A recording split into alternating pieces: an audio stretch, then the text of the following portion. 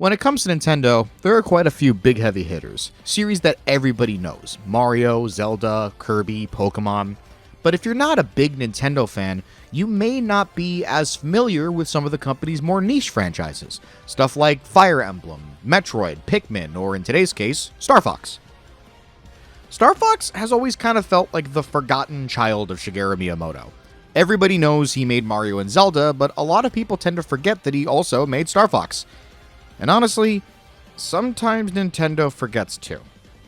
So for anyone unfamiliar with this franchise, Star Fox is basically Nintendo saying, what if we took Star Wars and made it about furries? That's incredibly reductive, but it's kind of accurate.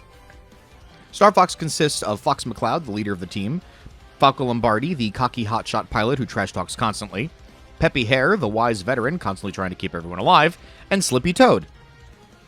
Look, he means well. Together, they're a team of mercenary pilots flying across the Lylat system, fighting giant space armadas, alien threats, giant robots, evil emperors. It's cheesy, it's overdramatic, it's very 90s, and I absolutely love it. Because Star Fox has this weird charm to it. It somehow manages to be really goofy and genuinely cool at the exact same time. And honestly, no game captures that better than Star Fox 64. I love this game, like genuinely. This is one of my favorite Nintendo games ever made. Everything about it just works. The pacing is fantastic, the music absolutely slaps, the branching routes make it endlessly replayable, the boss fights are memorable, the R-Wing combat still feels great, and the voice acting? Objectively cheesy, but like in the best possible way. You hear one line from this game and immediately your brain neurons activate. Don't get too cocky, Star Fox. Pretty smooth flying, Fox. If I go down, I'm taking you with me. Do a barrel roll. This game lives rent-free in my head. And honestly, there's a reason so many people still love it. Because Star Fox 64 kind of perfected the formula. It's simple, fast, replayable, and just really damn fun. So naturally, as someone who loves this franchise, I've spent years hoping Nintendo would finally bring it back. Because, let's be real, Star Fox has not exactly been eating lately. The last time we got a game was 10 years ago, and all that game was a retelling of Star Fox 64, so soon after the 3DS remake of Star Fox 64. But then something happened, recently, that surprised me and gave me hope. Fox showed up in the Mario Galaxy movie. That was wild, unexpected, and yes, he is the best part of the film. But the whole time I'm watching it saying, oh my god, Nintendo remembers this franchise exists. Maybe we'll actually get a new game.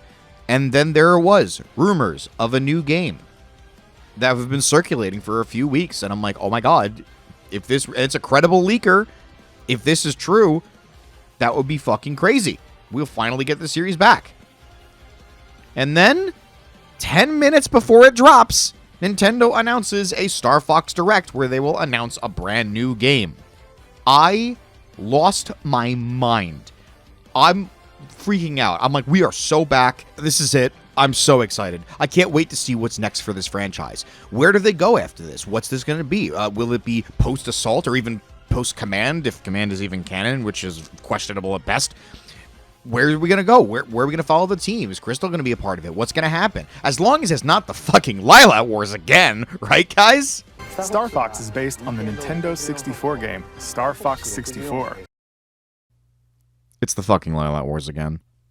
So, yeah, the new game is just called Star Fox, and it's a remake of Star Fox 64. I am so unbelievably tired of the goddamn Lylat Wars. And listen, I love the Lylat Wars. I love Star Fox 64. I literally just spent several minutes glazing the game because it deserves it. It's fantastic. But Nintendo, guys, we have done this story 4 fucking times already. 5 if you count the original Super Nintendo, because Star Fox 64 was just a remake of that game. I know what happens, man. Corneria gets attacked by Andross. Star Fox assembles. They go fly through the solar system. They save the day. Roll the credits. We know. We've been there multiple times. Star Fox 64 is a classic. It's great. No complaints. Then Nintendo says, hey, what if we remake it? Cool. Fine. We got Star Fox 64 3D. And honestly, pretty solid remake. Makes sense. And then Nintendo goes, hey, what if we did it again? And then we got Star Fox Zero, which, to be fair, is more of a reimagining than a remake. But the game controls like ass, so we don't talk about it. But now, after a decade of nothing, after fans have been starving for something new, they finally announce a new Star Fox game, and we're back fighting Andross again! Nintendo. Guys, I'm on my fucking knees here. There are other stories you can tell. You have a whole universe. There are other planets, other conflicts, other villains, other characters. I miss Crystal. You know, it's like, show other things. I'm tired of fighting Andross every fucking game. Hell, I'll take General Scales at this point. Just anything else. Look, Star Fox Adventures did something different. Weird, absolutely, but it tried. Star Fox Assault is one of my favorite games in the franchise. It moved the timeline forward, expanded the universe, added new threats. The Aperoids are fucking awesome. The characters evolve. There's that really cool moment where, like, Fox and Wolf kind of, like, have that respect for each other. And I'm like, ooh, there's something cool there, you know? And then Command comes along and kind of fucks everything up, but whatever. And then just, back to Andross again. It's like, look, Andross is a good villain and all, but I'm kind of getting sick of seeing him. And my God, James McCloud is like the fucking Uncle Ben of Nintendo. It's like, I get it. He dies. Thank you. I know. To be fair, I want to give the game credit. Because despite my frustration at the fact that it's fucking Lylat Wars again, there's a lot here that genuinely looks really good. Because, you know, it's Star Fox 64, so of course the game's going to be fucking good. But anyway, let's talk about the character designs. Because when I first saw them, I was not feeling it at all.